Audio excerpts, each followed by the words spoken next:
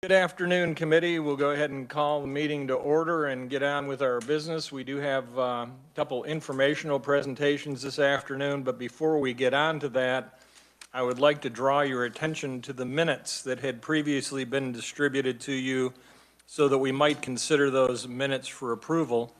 I'd like to share with the committee that this year, our committee assistant, Kim, was her first year as a committee assistant. And she has received all kinds of guidance and recommendations and suggestions about format and content and any other number of things about the minutes.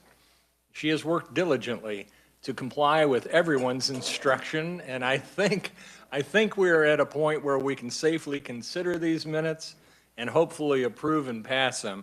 As to the minutes of today's meeting, she will prepare those minutes. We will distribute them via email, and we'll give you a few days to respond if there's an objection to them. Otherwise, since we'll be taking no particular action other than approval of the minutes today, we will consider those at that point just adopted, so we don't have to drag you out to the rail and twist your arm to approve yet another set of minutes. So with that, I would mention that we have up for your consideration the minutes of January 13th, January 14th, the 19th, 20th, 25th, 26th, 28th, February 1st, 2nd, 4, 8, 9, 10, 11, 16, 17, 18, 22, 23, 24, 25, and the meeting minutes from March 10th, 11th, and 16th. Are there any motions with respect to the minutes? Representative Owens. Thank you, Mr. Chairman. I make a motion that we approve the minutes as previously listed and as listed in the agenda. Is there a second on approval of the minutes?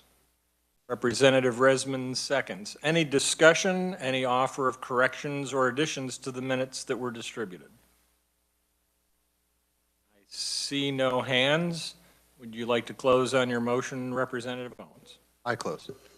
Committee, you've heard the motion of Representative Owens to approve the minutes previously listed as submitted for your consideration. Those in favor indicate by saying aye.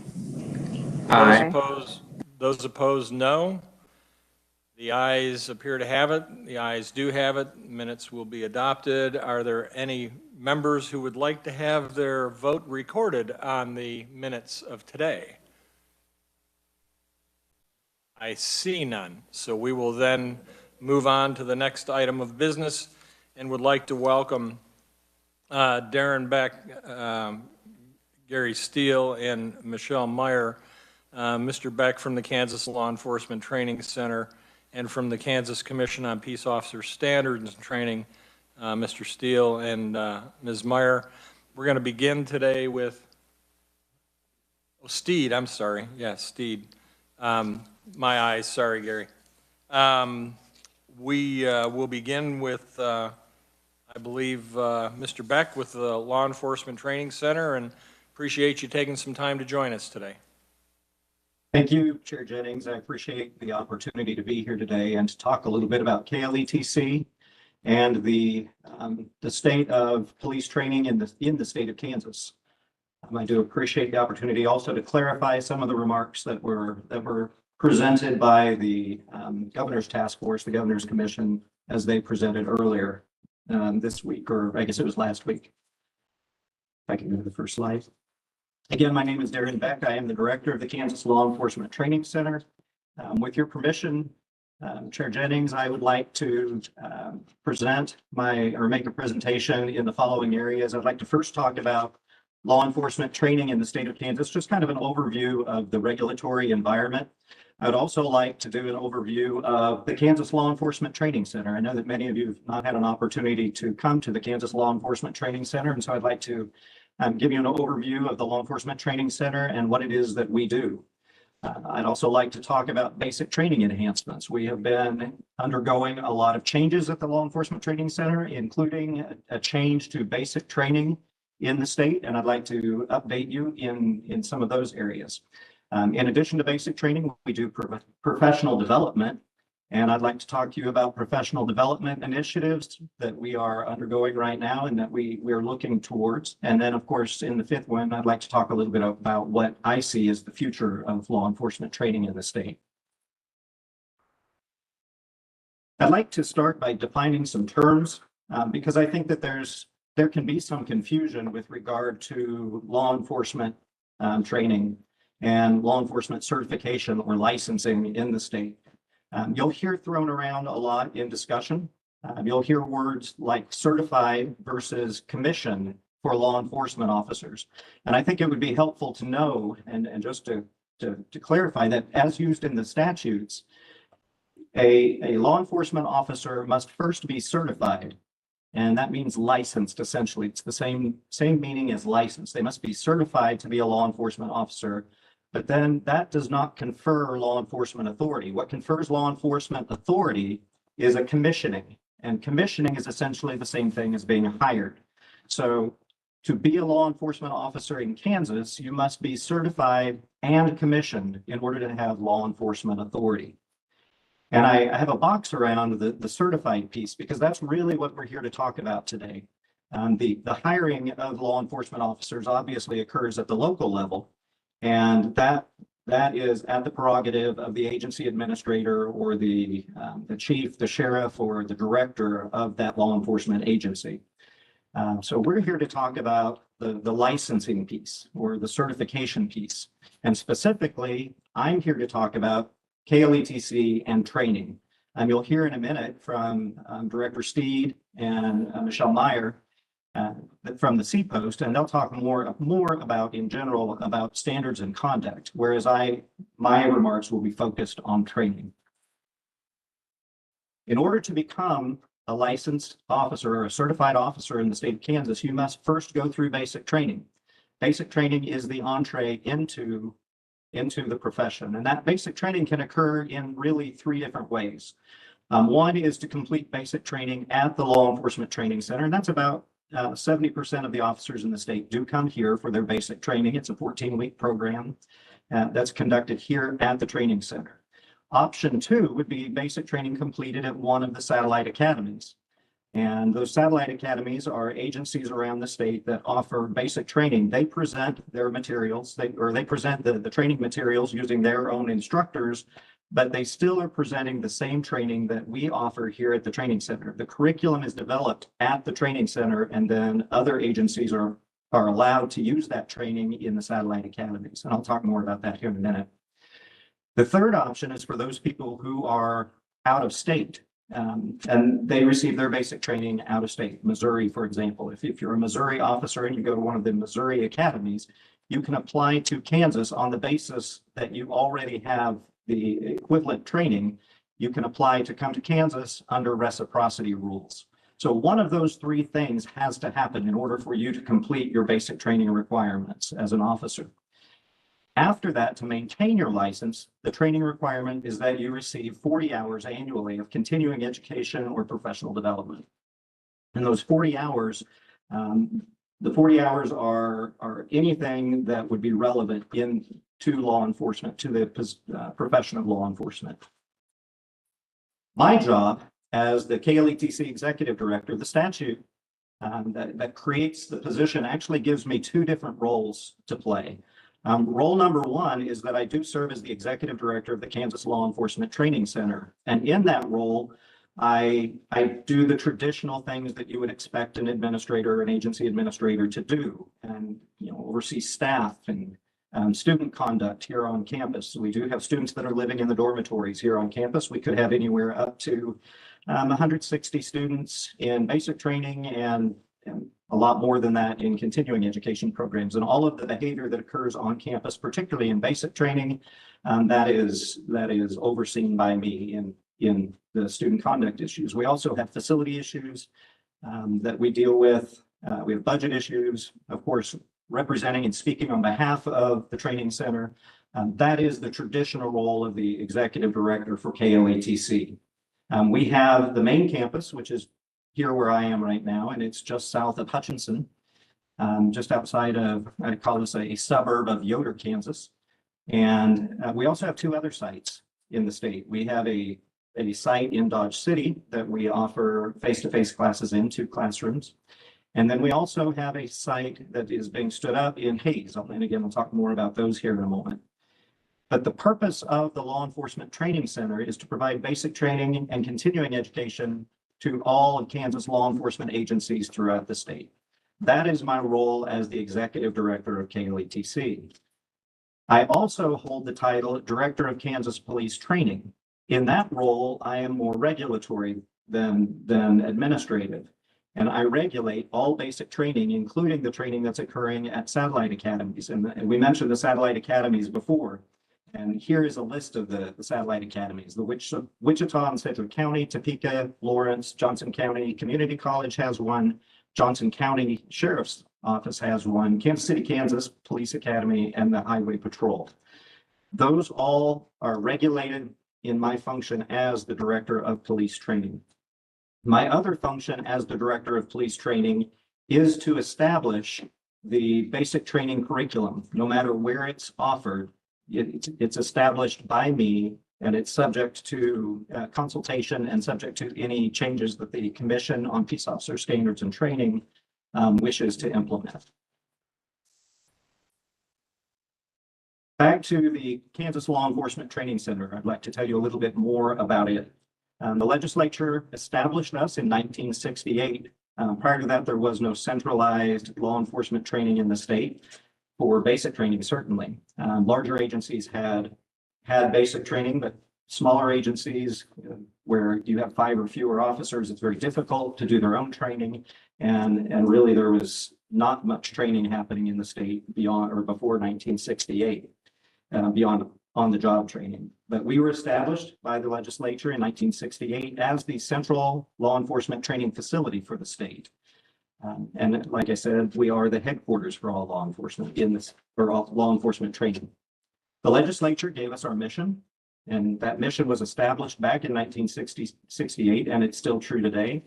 That it is the promotion and development of improved law enforcement personnel and procedures throughout the state. And we shall offer such programs and courses of instruction designed to fulfill this end. Interestingly, there is one word that's missing from our mission, and that is training. We do have courses of instruction, which I think is broader than just training, and also programs where we're directed to create programs, which I think is broader than training. As I interpret this mission, I see this as creating a responsibility for the law enforcement training to support law enforcement agencies in the development of their personnel and support them in their mission, whatever that needs to be to make that happen. Our campus down by Hutchinson, we have a 173-acre campus. We have a driving course for our emergency vehicles that's 1.78 miles long. We have 15 buildings down here, including crime houses, and we have firearms facilities. We have a tactical shooting building. We have 2 dormitories, a cafeteria, and then we have 70 employees, head count, but not full-time, but we have 70 employees that are working down here too. Lots of classrooms, about 15, 16 classrooms down at KLETC as well on the main campus. I mentioned that we also have facilities in Dodge City. Dodge City is a new facility. We recognized that we were not meeting the needs of Southwest Kansas to the extent that we thought that we should. And so we created a site in Dodge City so that we now have 2 permanent classrooms located there.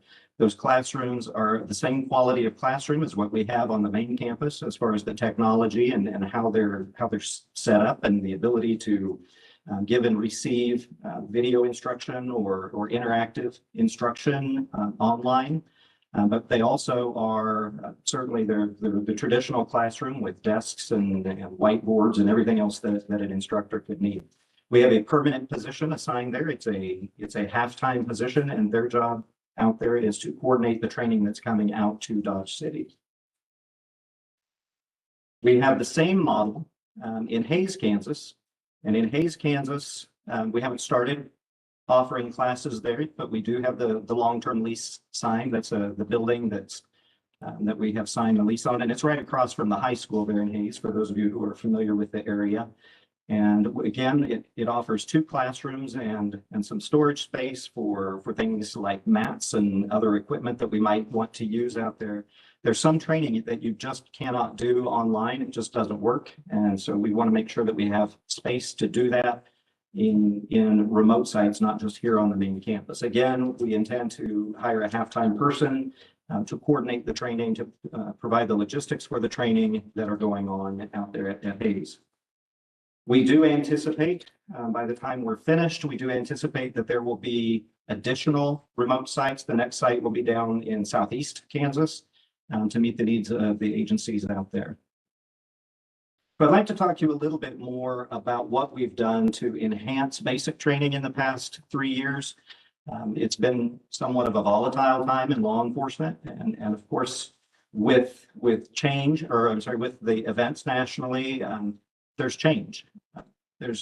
I don't think anybody can dispute the idea that expectations are changing for law enforcement nationwide. The people are changing how they expect law enforcement officers to perform their job and how they are expected to behave.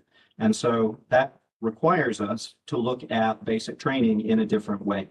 And so 3 years ago, we began looking at basic training, and we said, we need to change what we're doing with instructional methodology. That's not necessarily a societal change or a societally driven change, but more of a change in the student population. We know that millennials, for example, they learn differently. They've been brought up differently as far as the technology that's available. Hands-on learning is much more important. And so we knew that we needed to change our instructional methodology, and we have been working on that for 3 years. We've put all of our instructors through intensive training it's the Bob Pike method of instruction. That is much more oriented towards hands-on, much less PowerPoint presentation, much less time in the seat, and more time up and moving around. We also are changing the classroom technology. We knew that we needed to change the technology to better support the instructional methodology that we're using. We needed to change the curriculum, what it is that law enforcement officers are learning about, and we'll spend a lot of time on that. But we knew that we needed to change curriculum. And then we also, over the past 3 years, we've moved to smaller classes with mentors. Every class now has, they call them a class mom or a class dad. But every class has a mentor so that the students are able to interact with an officer who can give them feedback on their behaviors and on their personal lives, their thoughts. And frankly, to show them what right looks like. What does it look like to be a top flight officer? And so that's what we created the mentor program for. So back to the issue of curriculum, for those of you who are curriculum nerds like I am, if you look at the curriculum now, the KLETC basic training curriculum is it's a competency-based curriculum as opposed to the old curriculum where it was strictly learning objectives. And now we have competencies associated with it. That allows us to focus more not only on what's happening in basic training, but the competency of a law enforcement officer. What knowledge, skills, abilities, and behaviors do you need to be able to have in order to be a law enforcement officer? And our competencies match those KSAs. How did we create those? The first thing that we did years ago, we did a task analysis for our curriculum. And a task analysis literally looks at what it is that the tasks are that a law enforcement does, and then how are those tasks being performed by experienced professionals. That's a great model to use. It's a great research method, but it necessarily replicates what already exists. And we knew that we didn't want to just replicate what exists. Of course, that's an important part of developing the curriculum, but we knew that there were some areas that also needed to change. How did they need to change? Well, we looked to national best practices. What are those national best practices? We also developed our own cadre of subject matter experts. We talked to experts throughout the state. We talked to experts from all parts of the state, including our own instructional staff and talk to them about where we need to change the curriculum. We also talk to the other academies. I told you that one of the things that we do is regulate those other academies, and we've really reached out in the past 3 years and have been supported strongly by those agencies that do their own training. And then finally, the CPOS, the Commission on Peace Officer Standards and Training, as we presented to them, we presented to a subcommittee. They too are experts in what they do. They're practitioners in what they do. And so we looked to them also for direction as to what they would like to see in the basic training curriculum. As a result, the curriculum that we ended up with, there's a change in focus. And it's strictly it may sound like words on a page, but it really is a change in the focus. For example, we don't talk about the restrictions of the Fourth Amendment on officers' behaviors. We focus on ensuring the rights, the Fourth Amendment rights of the individuals that are being policed. There's also a change in the curriculum that we focus on resilience. Unfortunately, in our country, a law enforcement officer is 2.4 times more likely to take their own life than to be killed by or to be killed feloniously in the course of their duties. We know that the strain on law enforcement officers is real. The stress is real. And so we're giving law enforcement officers tools to know how to deal with that. We also believe that by focusing on resilience, by making sure that a law enforcement officer is better prepared to take care of themselves, they're also then better prepared to police others in a compassionate way, in a way that recognizes the dignity of the individual. We also recognize that law enforcement is a career, and it's a career that is also a profession. And so we emphasize the professionalism of law enforcement and re-emphasize that at every opportunity. We also focus on critical thinking and problem solving. Everybody likes to think that they do. We used to think that we did, that it was just kind of naturally built in. But now we have specific learning objectives, and we have trained our staff on how to teach people how to think critically and how to solve problems. So that's an exciting part of the curriculum. And then finally, procedural justice. And that really comes from national best practices. But the idea of maintaining dignity and giving the person that's being policed a voice, making sure that they're being heard, and then also fair and impartial policing. These are great areas, and it's a great challenge to bring this curriculum to life. But there are issues that go along with that. One is, how do you measure that? It's easy for me to say, or it's easy for me to measure whether or not a law enforcement officer has learned how to handcuff somebody properly. It's hard for me to measure whether they've handcuffed a person properly while at the same time allowing the person to maintain their dignity to the extent possible. That's a different kind of a measurement. And that is something that we continue to struggle with. We're working with the University of Kansas in their assessment center, nationally ranked school of education, to try to find solutions to those problems. And I'm hopeful that we'll be a national leader in those areas. And again, instructing in the affective domain, in other words, instructing people on feeling things and valuing things and valuing the fact that this is a profession and valuing the use or the focus on people's rights. Again, a difficult thing to train in, difficult thing to assess, but it is an area that I think is critical, and we're not going to shy away from it because it's difficult. Again, I talked to you about the campus. Particularly, I wanted to mention the fact that we do have state-of-the-art classrooms, and I have to stop and commend my technology staff. We are not only state-of-the-art classrooms, we have won national and international recognition for our classroom design, which I think is great for a group of law enforcement. We are not teachers by trade. We originally, every one of us started in an area that was related to law enforcement, whether they were law enforcement officers or prosecutors. And this is a second career for most people. And so for them to design nationally and internationally recognized classrooms, I think is a tremendous kudos to them. Again, I mentioned that we went to smaller classes. When I took over as the director, we had 5 5 basic training classes, maybe 6 in a year, depending on how the calendar worked out. We might start 6. And we had 60 to 70 people in a basic training class. Very easy to hide in the back. Those of you who've been in large classes know how easy it is to just kind of duck and cover and not have to worry about interaction directly with the instructor. And with that hiding comes less accountability. In addition, our wait time was 6 months in order to get into the academy, or actually even a little bit more than 6 months. That means that from the time a person was hired until the time they got to training could be as long as 6 to 7 months. And that was unacceptable. I asked the staff to come up with a solution, and they said the solution that they had was to have smaller classes. And I said, I'm not sure you're understanding exactly what I'm talking about. So yes, we're going to go to smaller classes, but in order to do that, and in order to make sure that we get in enough training in a year, we had to go to 17 classes in a year instead of 5 training classes a year. In other words, instead of 2 basic training classes in session at any given time, we now have 5 basic training classes in session at any time. And more importantly, we're starting a class now not every 14 weeks, but instead we're starting a new class every 3 weeks.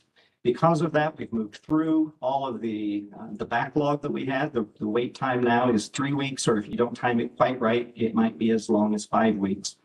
But we're getting people in as almost immediately upon hiring. As a matter of fact, some of the agencies are complaining because they don't have time to get the equipment for their officers before there's already a slot available for their basic training.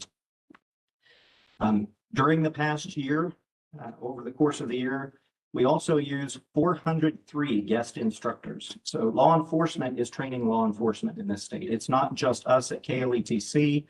We are drawing people from all over the state to come in and work with these officers, these new officers, the next generation, to provide them the best hands-on training that they can. The advantage is much more hands-on, one-on-one instructor time. And I note there that we have over 5,000 volunteer hours in basic training. People also have kind of a view of what law enforcement is in Kansas, what the environment is like at KLETC. I think, unfortunately, we are overly biased in our view by the police academy movies. That is not what law enforcement training is like in Kansas. We're very much so a collegiate environment, other than the fact that our officers or our students are wearing uniforms and badges and generally are carrying artificial guns, plastic guns in the classroom. Other than that, it would look like a classroom environment that you might see anywhere else. So at the end of the 14 weeks, as I mentioned, that gets you to the point of certification. You will have completed all of the training that you need in order to become a law enforcement officer, but that doesn't allow you to remain as a law enforcement officer in the state with regard to training. After you've graduated from basic training, you then have the 40-hour continuing education training. KLETC does have a continuing education department where we are offering training continuously here at the academy and around the state at our remote sites. And by the way, our remote sites, the one in Hayes and in Dodge City, we do not offer basic training, and they don't have the resources for basic training, but we are offering continuing education and professional development in that training. The training that we offer in our professional development, some of it is Zoom. We, like everybody else, I think the term is pivoted to an online environment with our training. So we took a lot of our face-to-face classes and turned them into Zoom classes, but we also have training that we do that was always online. It was always asynchronous. And so I'll talk about that here in a second, but just so that you have an idea of the scope, my slide says that in fiscal year 20, we oversaw 166, or we presented 166 professional development or continuing education classes in the state. That number is low, and largely because of COVID. It took us a little while to get geared up and ready to go. This fiscal year, we are on course to offer 240 continuing education classes to law enforcement officers throughout the state. whether that's online through Zoom, online through asynchronous, or face-to-face classes. Hopefully, we'll get back to primarily face-to-face classes again, starting maybe this summer or fall. I'm hopeful that in that time period, we'll return to face-to-face being our primary method. Again, we use a great deal of guest instructors, and overall, we had over 12,000 attendees attending these classes. And I think that that's, when you consider there are only about 8,000 law enforcement officers, active law enforcement officers in the state right now, to have 12,000 attendees in our classes means we have people taking multiple classes from us, and I'm pleased to see that. So just briefly, the kinds of classes that we have for online classes, we always, and you probably heard about this, we always have an online class, an asynchronous class that is bias-free policing. It's based heavily on the fair and impartial policing model, but we always have a bias-free class. That class is spruced up every year, but essentially it is the same content every year. And I like to tell people, I was an old math teacher years ago, and if you take algebra, every time you take algebra, it may be a little bit different, but it's still going to be algebra. So if you take our online class that is bias-free policing in the asynchronous mode, you're going to get essentially the same information. We do this because there are constantly law enforcement officers coming into the profession and leaving the profession. Some of them haven't seen it. It's also a great opportunity for law enforcement executives. If you have a person who for some reason didn't get their training like they were supposed to, that class can always be counted on to be there. And again, we do change it somewhat from year to year, but the content is essentially the same. The COMET class, the Kansas, I have to remember what COMET stands for. The Kansas, it's a mental health emergency training. Kansas Online Mental Emergency Training. There we go. I know I would forget COMET, but anyway, it is essentially, it is a class in dealing with people who are in crisis, in a mental health crisis or any other crisis, whether that's an overdose, and how to deal with them. You're probably well aware that mental health issues are an issue that's facing law enforcement, and how to respond is something that's very important. So we put these classes together from a Kansas point of view, not a national point of view, in order to meet the needs of law enforcement. Again, we've got issues like mitigating juvenile exposure to the justice system. Of course, sexual assault and trauma-informed response to sexual assault is always a concern for law enforcement and will continue to be a concern. Opioids, abuse of opioids is a national issue that we're dealing with. Extremism. The administration of naloxone. Some of these classes we've done in conjunction with other elements of state government, whether that's health departments or KDADs or wherever we can get the information. But the administration of naloxone, people who are suffering from opioid overdose, they face those. Also, every year, legislative updates come along. It seems like that you all change something in the criminal code or criminal procedures every year, and we make sure that law enforcement throughout the state has an opportunity to be exposed to those changes. And then also human trafficking, we know, is a major concern. So these are the classes that we know that every officer really should be looking at, maybe not all in the same year, but they need to have had these areas. So they're always available, and they're always available 24 hours a day, 7 days a week, whenever they want to take those classes. And that's why we make them asynchronous online classes. Other areas, we have face-to-face classes and we have online classes, but those are not the asynchronous where you're moving through the material at your own pace. These are more traditional type classes, and whether that's face-to-face or whether it's used in a Zoom environment. You can see there are some of the different areas where we train. We spend a lot of time training in de-escalation, the de-escalation of violence and hopefully resulting in less force being used. We put together a class on policing in a pandemic. What are the best practices in policing in a pandemic? There are issues that come with policing in a pandemic, as you might guess. And we tried to provide law enforcement officers the opportunity to see what some of those best practices are. Crisis intervention training, CIT, you might hear that mentioned multiple times. That is the kind of the trademarked version of our comic class. CIT is working with local departments and resources to make sure that law enforcement officers know what's available for people who are in crisis and how to better meet their needs. Of course, we look at traditional leadership classes, women in leadership, firearms classes. We will always teach firearms. Those are always issues. If you notice, there are 3 different areas in here that, and by the way, I mentioned that we put on 260 classes in a year. So these are just kind of example classes. And there are even 3 here that I've listed that would go towards dealing with law enforcement officers who are addressing bias-based policing. So we have resiliency in public safety, as I mentioned.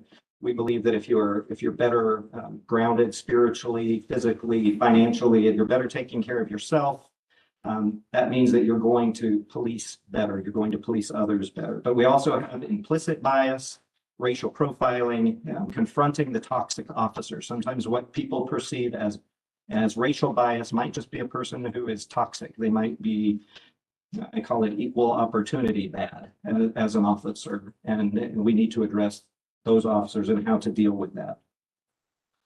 So whenever we're looking at a topic in law enforcement, whenever I'm looking at a topic in law enforcement, the first thing I have to ask myself is, does that belong in basic training or is that a continuing education class?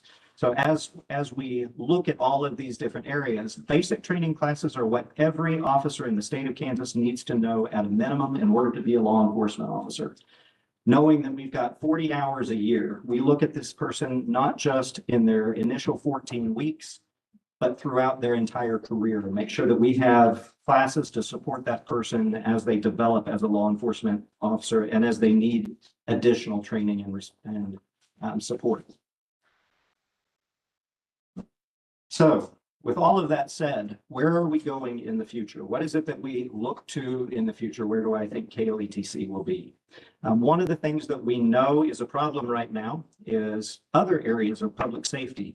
Law enforcement has been very, very fortunate to be so supported by the legislature to create KLETC and to provide adequate funding for KLETC. Not all areas of public safety have been that fortunate. And so we are looking out to the extent that we have resources available. We are looking out to other areas in public safety because when other areas of public safety are improved, law enforcement is improved and the citizens of Kansas as a whole are better served.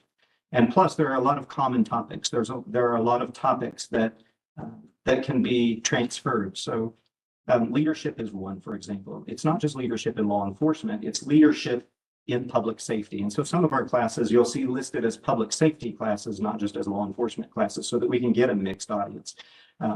Some of the areas where we are looking, we are currently doing a jailer basic training, and we do that in partnership with the Kansas Sheriff's Association.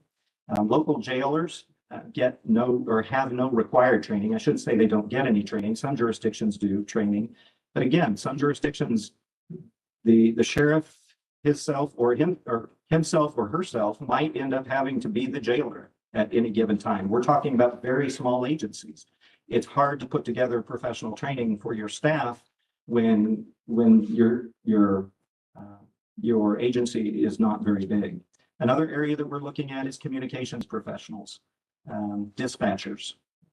We know that that's an area that law enforcement officers rely on dispatchers. They're a critical piece of the public safety infrastructure, and the training for dispatchers statewide is not consistent. And so we've been working with them to talk about what can KLETC do to step in and assist. And so those are ongoing conversations.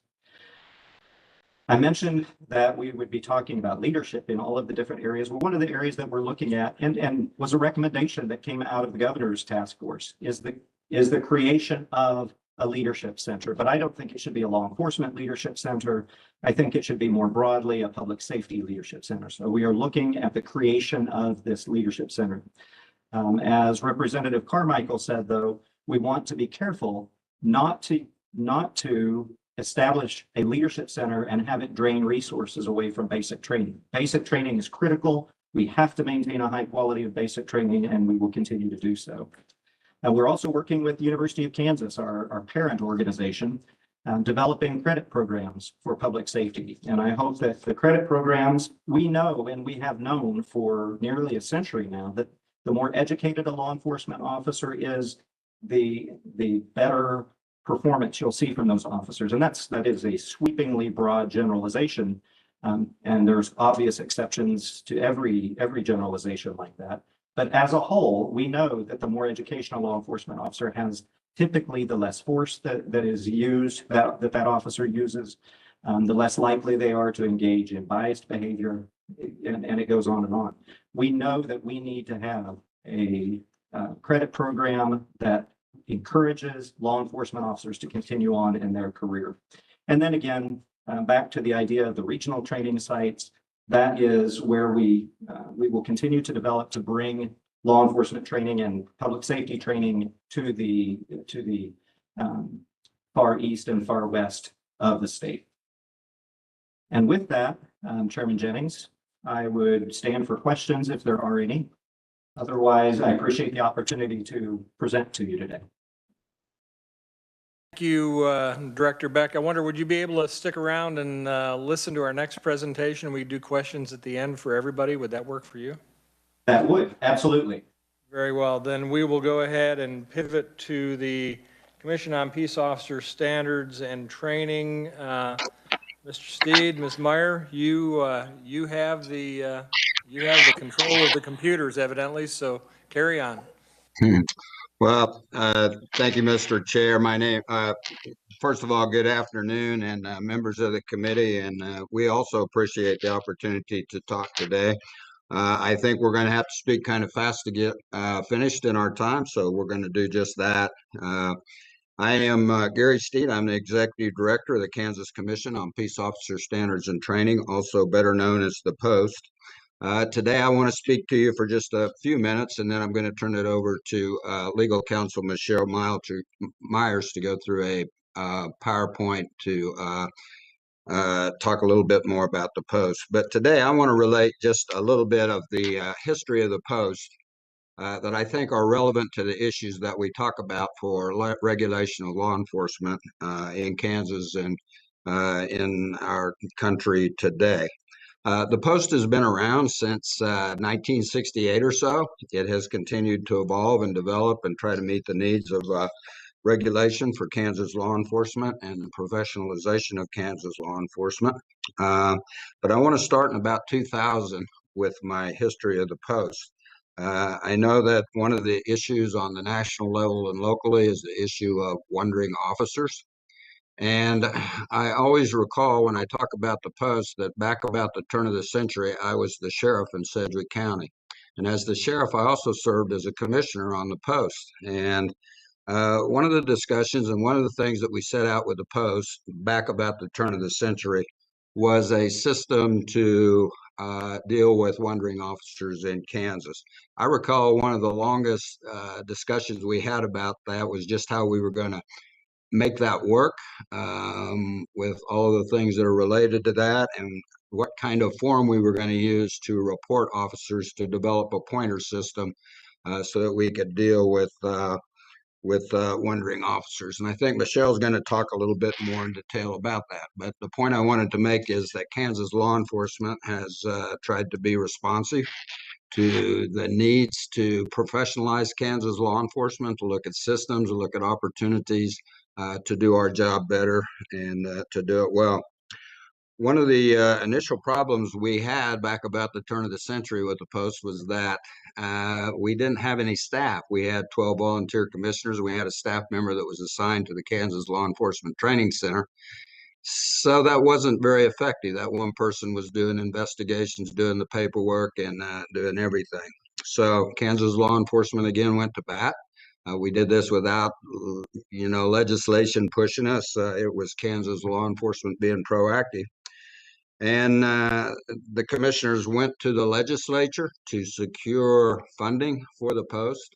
They were successful and they secured funding to make a POST that was independent of not only Kansas Law Enforcement Training Center, but generally of law enforcement in general. They secured the money for us to have a separate organization, independently funded through uh, uh, money from municipal convictions. And we were able to begin a new office with 4 investigators, a prosecutor for our cases, an executive director, a central registrar, an assistant registrar, and a senior office assistant.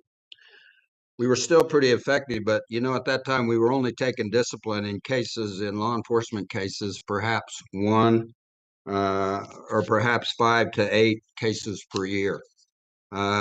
Obviously, and Representative Carmichael, you'll be familiar with this because you were the chair of the post at the time that we began this, and I began as the director of the post. But we thought that we could do better, and under Representative Carmichael's guidance, we changed the rules for discipline for Kansas law enforcement. Prior to 2012, we could take disciplinary action on officer certification for a felony conviction, a moral character violation, or a domestic violence conviction. So we weren't very effective in regulating Kansas law enforcement. So the commissioners changed the rules. They changed the Training Act from conviction to conduct. So no longer could officers commit a felony, plead to a misdemeanor, and get out of disciplinary action. Moral character obviously is difficult to define in every community. So we added 58 misdemeanors, and we added these through administrative regulations. We added 58 misdemeanors related to dishonesty, theft, misusing your authority, unprofessional conduct, use of force. 58 different actions that an officer could be doing that we could then take disciplinary action on. I know that some of the legislation that had been posted had talked about egregious actions by law enforcement officers. I don't, I think that's difficult to define. And I think one of the purposes that the commissioners developed all of these misdemeanors and all of this as a way to discipline officers was to encompass a wide range of behavior that our communities and our law enforcement professionals did not want officers doing in Kansas. It was pretty effective. And what we did, we went from taking about 5 to 8 disciplinary actions per year. We are now averaging about 40 disciplinary actions per year. So we have been effective in applying those rules. And also at that time, Director Carmichael, or I'm sorry, Representative Carmichael will remember that we also changed how we do business here. We adopted CAPA, and we started doing business that that was done according to statute in the proper fashion that we should be doing it. The response from Kansas law enforcement was very positive. From the administrators to even the officers, they said, "This is great. We need more of this. We want to help you do that." And that has been our response. I've also spoken to many post directors across the country. Many of them I would describe as being envious. I think that they would like to be able to do what we do. Not all posts can do and have the authority to do what we do as a post. A couple of very brief comments. There was a lot of discussion about the availability of in-service training to officers. We have about 8,000 officers in Kansas. Each year, we end up disciplining perhaps 2 to 3 officers per year for not getting their training. They're still required to get their training despite the discipline, but not every officer gets their discipline, or gets their training. But 2 to 3 is not a large number. But we have a system in Kansas where you can apply for an extension if you did not get your law enforcement training, and they have to apply to me with the reason why they did not get their training. And I can tell you that by far, the reason that officers do not get their training timely in Kansas is because they're members of small departments. They cannot get away to get the quality training. They have to get back to their agencies to staff beats. I don't know how many times I talked to a sheriff or a chief at some small agency at a training program, and when they were leaving that, they had to rush back to their hometown because they had to work third shift because of an officer that was off or on vacation or off to training. Finally, I want to make a couple more things that you should keep in mind while you're listening to Michelle's presentation. I'm going to turn it over in just a moment. But many people think of us as the police of the police or the internal affairs, and we're not. Our function is to regulate, license, and certify individual officers in Kansas. We don't regulate agencies, and we don't make policies for them. We simply regulate the license for that individual officer. So with that, hopefully we have time, and with the chair's permission, I'm going to turn the program over to Michelle. Great. Michelle, you can pick it up from here. What happened?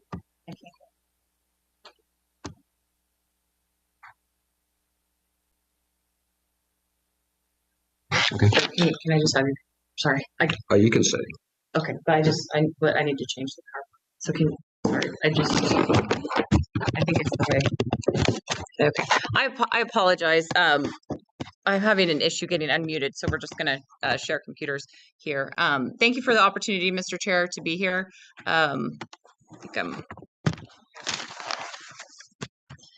I'm gonna try to be as brief as possible. And I'm not able to. There we go. Okay, so a brief overview of what I'd like to do today is give you a brief overview of what the post is, and then we will talk about some of the specific comments that came up in committee last week. We are the regulatory agency for Kansas law enforcement, so just as doctors have licensing and lawyers have licensing, so too do law enforcement officers. We get our jurisdiction statutorily, and that is from the Kansas Law Enforcement Training Act.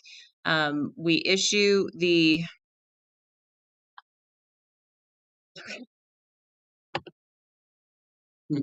I'm sorry. Okay, we issue the okay. So we issue the law enforcement certification, and we maintain an officer's employment throughout their career. So we issue the certification, we track their in-service training, and then we keep track of their employment from agency to agency. We also serve as a resource to present the wondering officer, and I'll give a little bit more on that later. And then finally, we investigate law enforcement training actions and take a certification action when appropriate, pursuant to the statute. And I apologize, we're having all kinds of technical difficulties today. The next slide indicates who the commissioners are. Those are set by statute. The governor ultimately appoints the commissioners, and that's spread out as a sheriff from a largely populated, medium populated, and a small populated area. And the same thing with chiefs. And also then there's the director of the KBI and the highway patrol, and then an attorney, a prosecutor, and a representative from an academy. And yeah, unfortunately my slides aren't changing. One of the things I think we need to talk about when we discuss police reform nationwide, we need to know where we are, where Kansas is in comparison to some of those other states. There's actually 5 states that don't have the ability to take certification action. Obviously we can. There's some states that can only take action on felony convictions or felony, and that was what we used to do. But as Director Steed explained, we now can take action not just on the convictions, but also the conduct of felonies, misdemeanor crimes of domestic violence, and then 58 misdemeanors. And then we also take action on 14 different behaviors that are defined as unprofessional conduct. Regarding the wondering officer provision, that's kind of one of the big issues that is topical today. And we do have a system, and have had a system for that. Anytime a law enforcement officer leaves an agency, the agency is required to give us a status change form and indicate why the officer left, and what the situation was. And then any agency that's looking to hire the officer is able to get that form from us and see exactly what happened with the officer. There was some discussion about not being able to get that information from C-Post. That information is available. And then there's a statute, it's KSA 74-4379, that allows the agency that's hiring to basically go to that agency and get all that information. So we are the pointer system for them to be able to do that. I'm going to just maybe try to start this real quick again. But moving on, as Director Steed mentioned, we have an extensive basis for decertification. All of the behaviors that he described. In addition, we also have dishonesty in official communication, using your position to get something of authority. And as we stated, this includes not just convictions, but also the conduct. Oh, thank you. Somebody started to drive and I very much appreciate it. And this includes officers who enter a diversion agreement. So there was maybe a little bit of misunderstanding or miscommunication last week. We absolutely take action on diversion agreements, and you don't have to take my word for it. You can go to the website and see exactly what we take action on. Regarding, again, how active we are, as Director Steed stated, we really began to become active in 2012. And again, when you look at how Kansas is doing compared to other states, it's important to note we do have about 8,600 officers, and we took 371 actions between 2012 and 2020. Minnesota, who has about 25% more officers than us, took 33 actions in that same time. And then Pennsylvania, who's got more than 3 times our officers, took 35 certification actions between 2014 and 2018, which is when we took 307. So I think that really demonstrates how active we are and that we are, enforcing the Law Enforcement Training Act. Next slide, please. Regarding transparency, all of our certification actions are public records. So if an officer is disciplined as far as their certification goes, you can get online and get that information or request it through Open Records Act. Also, their employment history, in-service training history, and certification status are all available. So if anyone who wants to know who is an officer and where they're an officer, that information is available. Since 1998, we've posted our certification actions on the website, and that was just the name and the agency and what the action was. Beginning in 2020, we started posting the actual order. So if you want to go in and see what kind of action we are taking, you are now able to do that. We posted from 2019 moving forward. At some point, we have to go back, and we hope to go back and post a little bit more. But at this point, you can see what we're doing right now. The hearings are open, subject to the Administrative Procedure Act, and we also have an integrity bulletin online, and that's the Cliff's Notes version of the orders. So if you don't want to see the legalese of why we're taking action, you pull up the most recent integrity bulletin, kind of go to the bottom. I mean, it's all worth reading, but if you go to the bottom, there's case summaries. It tells you exactly what we've taken action on in the past couple months. And I think it's impossible for, when we talk about legislation or changes, I think you have to know where we're coming from and what we're doing in order to figure out what needs to be changed. Next slide, please. A brief overview of our process. I think it's important to understand that it's not the investigators or Director Steed or myself that are making the decisions about what actions should be taken. Again, just as doctors regulate doctors and attorneys and judges regulate attorneys, we have law enforcement administrators regulating law enforcement because they understand the field. So we get the information almost always through that status change I told you about that the agency has to give us when an officer leaves. Sometimes we get it from a complaint, a citizen complaint, or the media. And we look at that to determine on its face, if everything is true, is this even a violation of our statutes? So something like a performance issue, if someone's late every day, that's not a violation of our statute, we close that. The next step, if it could constitute a violation of the Training Act, let's say a lying case, then we thoroughly investigate that case, and then we present that to 3 of our commissioners, which is our investigative committee. And that's 3, that right now we have 2 sheriffs on there and 1 chief of police, and they are the ones that make the ultimate decision. of will there be a certification action or will there not? If they don't take action, the case is closed. If they take an action, we issue an order.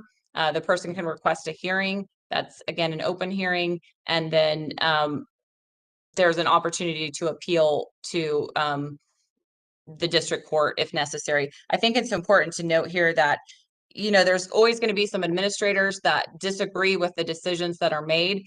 This is 3 independent, experienced administrators that have to take off that administrative hat and put on the regulatory hat and determine, was this a violation of the Training Act? And can we prove it in this chart that we have through the steps that we go through? So just as I have sometimes we'll sometimes have administrators contact us saying that they're upset we didn't take action. I have administrators contacting me saying you're taking too much action, we can't get any officers. And so there's a little bit of a pendulum, but again, you can get online and see exactly what kind of cases we're taking action on. Next slide, please. And I am wrapping it up. I only have about 4 more slides. So the discussion last week with the Commission on Racial Equity and Justice, we did look at, the commission has addressed that and all of the recommendations in the CRED report.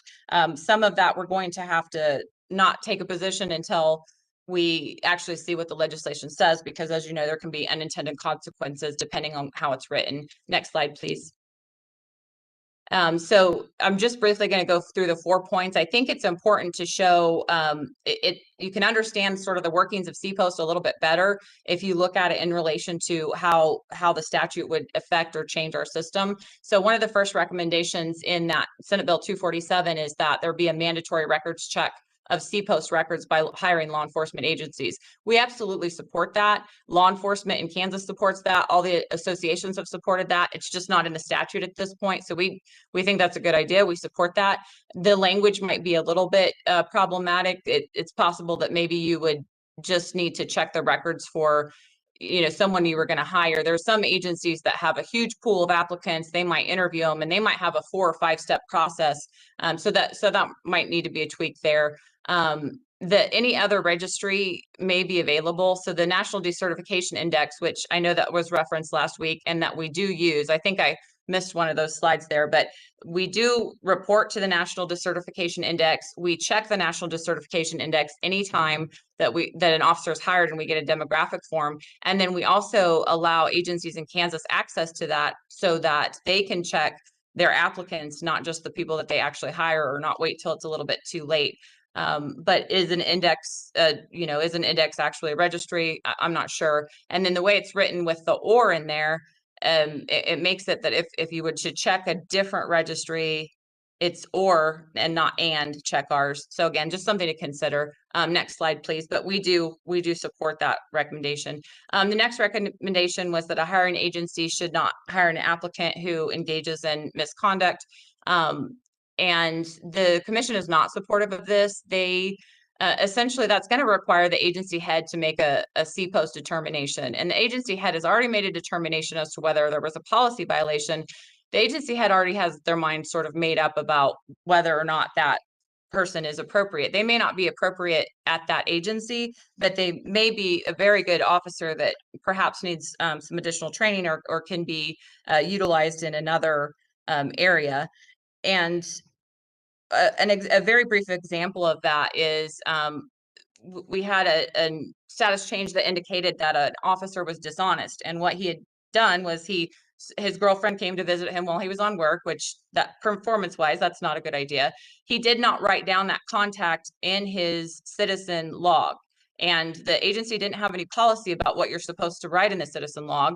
And then they determined that because he did not write her name down, he was trying to cover it up, and therefore he was being dishonest, and it was a lie by omission, and that he was Brady Giglio. That was not something that we felt we would be able to prove. So reasonable people can have differing opinions on whether or not training action took place. And the concern is if you give that over to the agency, it's going to be very ununiform in how that happens. Some agencies are going to try to rehabilitate an officer and some aren't. And the other issue is we just are concerned about is this going to make it so that no one's ever terminated? They're just allowed to resign, and that's sort of circumventing the problem. And it also essentially constitutes a lifetime revocation with the terminated officer. It says an agency can't hire that person, and there's no due process for the officer to determine, what really happened there. Next slide, please. Regarding psychological testing, we support that. We believe it's already there. If you look at the administrative regulation, it's required that a person that's appropriately licensed to score and interpret psychological testing gives those tests. And I can tell you from some research we've done, you aren't able to do those tests unless you've got training in them and you have the appropriate license. So it's a little bit different way to say the same thing, but we support that. Next slide, please. The final one, again, we're supportive of this recommendation with just a few reworks. So we've got an example of how that could, in conjunction with KLETC. KLETC is concerned, the officers need their firearms when they go to train at academy, and KLETC considers that in the line of duty. And so we could add that highlighted portion. And then as far as the firearms training course, it would be a different one when you came in and you showed your proficiency. That'd be different than what you qualified for. And so that change to A may be appropriate. And then the administered by, certainly KLETC could adopt the platform, but KLETC wouldn't go to all the satellite academies and administer that. So that could just be changed as well. But we support that as well. With that, thank you very much for your time, and I will turn it back over to the chair. And I apologize for the computer issues. That's quite all right. We're very accustomed to technology challenges this session, so we appreciate the three of you presenting today and giving us a little more insight. The intention here was to begin setting the stage for probably next year's work. We're certainly at the tail end of this year's work. I do have one quick question for Director Beck, and then we'll open it up for committee members. But Director Beck, it would appear to me that KLETC recently had its 275th graduating class of basic training. And if my math is correct, that means that you have conducted some 236 of those basics since I was there in 1977. And your campus looks a whole lot different from those photographs from what I recall during my time there. Any thoughts on that? So we started as a World War II era naval air station. The Navy gave the air station to the University of Kansas to use for educational purposes, and we've been here ever since. I would guess that given the time frame that you went through, you probably stayed in our dormitory that is known for not being airtight and weathertight, and perhaps there was snow on your bunk when you stayed here. But you're right, the training center has really undergone massive changes over the past, particularly in the past 15, 20 years under Director Pavey, my person who came before me, my predecessor. And it really is an amazing place. Again, I can't tell you how appreciative I am and law enforcement is for the support that the legislature has given us to have such a facility.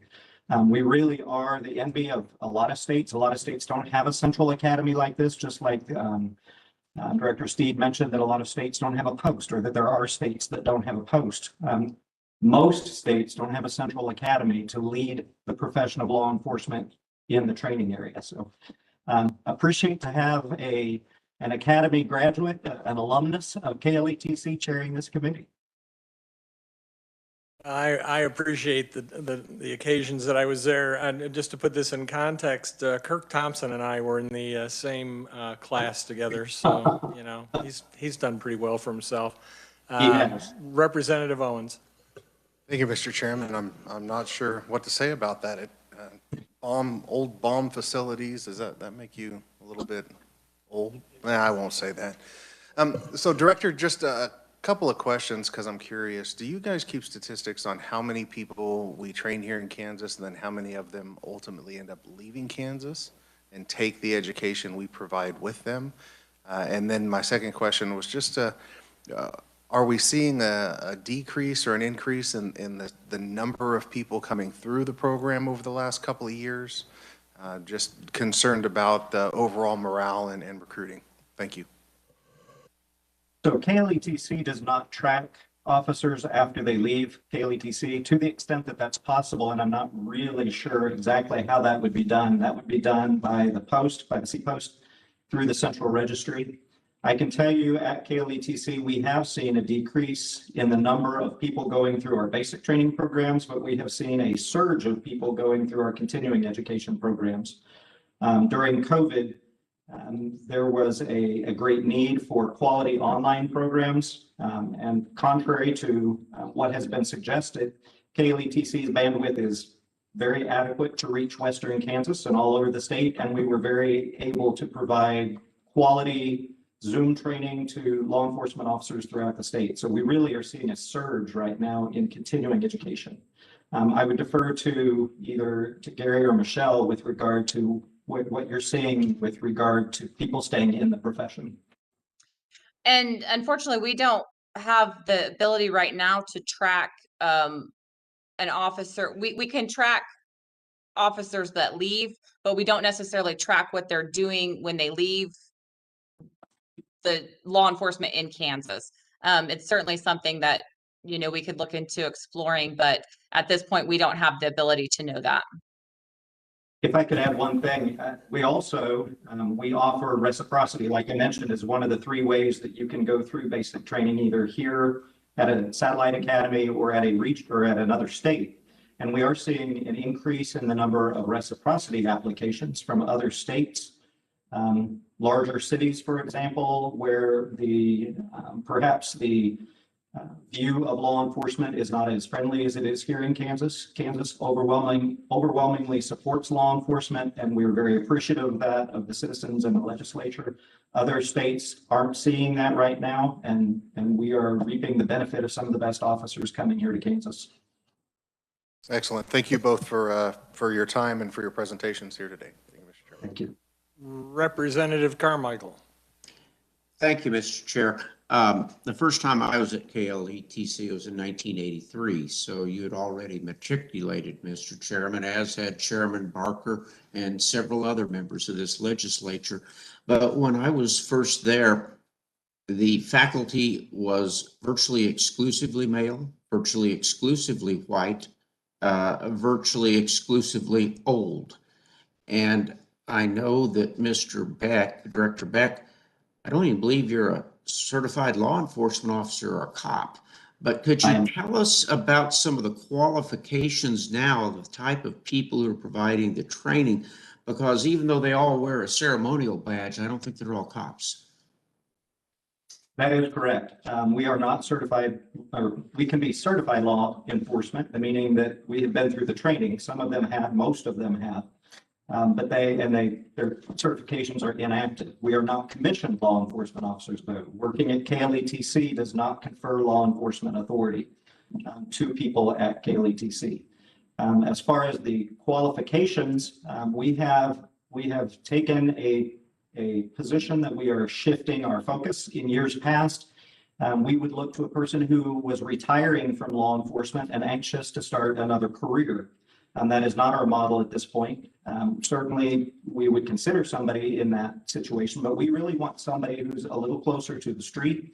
If you've stayed at the street your entire career, we're interested. We're not interested, though, in hiring a cadre of instructors that are all senior law enforcement, like chiefs and sheriffs. Some, but we need to have a diversity of occupations.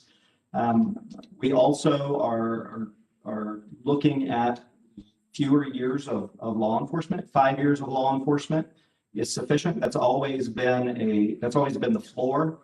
But we really wanted to see more than that. We wanted to see, and more was better. More was always better. And now we look not only at years of experience, but we also look at what type of experience that might have been. We look at what the education level is of our law enforcement instructors. And we are also looking for a diversity of backgrounds, experiences, and that would include racial backgrounds, gender. We look to get just a diverse, broad view of the entire profession so that we have somebody on staff who can guide us no matter what the area is. We have had some success lately for promoting within KLETC, particularly women. We still continue to struggle with recruiting minority applicants. And that's largely because the pool of law enforcement in Kansas is still primarily white males. And so we struggle with that. But I think as that pool is changing, and I do believe that pool is changing from what I'm seeing, I think in 5 years, when we see a more diverse pool, our instructional staff will also reflect that. I know when I was on the post, you all employed lawyers out there who had never been police officers. I think you had social worker social worker background. I think you're probably, I don't know, you a doctoral level educator. Not everybody out there is a cop, but am I right on that? That is correct. And actually, that's a direction that we are consciously moving. We had a conversation about it this morning. Not every topic that we teach needs to be taught by a seasoned law enforcement officer. As you mentioned, we do have 2 people on staff who are lawyers. One of them even was a public defender, which a public defender coming to teach law enforcement is probably a little unusual, but we love having Pam on staff. She brings a different perspective and is absolutely a valued member of our staff. It just, what we really want is a different perspective. Also, when we're looking at the perspective of fitness and resiliency, maybe it's not a law enforcement officer that needs to be teaching that. We very well might be able to have somebody who comes in whose background is fitness and nutrition and counseling. And we have had people on staff with a counseling degree. Fortunately, she also did have a law enforcement background, but her background initially was counseling and has returned to counseling. So very eclectic as far as the degree background, the educational background for our staff. And I'd note some of those folks are still my constituents. Thank you, Mr. Chair. Yes. You, Representative Committee, further questions for our guests today? I don't see any. I want to thank the 3 of you, one for understanding our conflict the other day when we ran over, and your generosity in offering your time to reschedule. We apologize for that, but this is the time of year schedules become a bit jumbled around this place. We appreciate the work you do and your time today.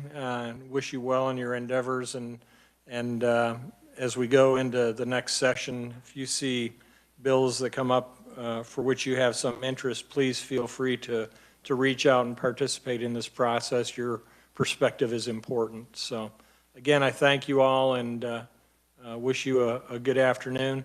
Committee, I think this is going to wrap us up for this year. I again want to just express to the committee my gratitude for your patience and your hard work. We've plowed through an awful lot of pieces of legislation, and I expect we're going to see a good number of those bubble up yet before the session is over. But I appreciate your efforts, your time and effort. I want to thank Kim and Andrew. You've made this work in a difficult environment, difficult circumstances, where we take the maiden voyage early in this session with using technology in the way that we have. I think we've learned some lessons from it. I think it has some value, and it certainly has afforded people the ability to participate in accordance with their desire for whatever level of safety they wish to have. So again, I thank you all. With that, I wish you safe travels home and a good weekend when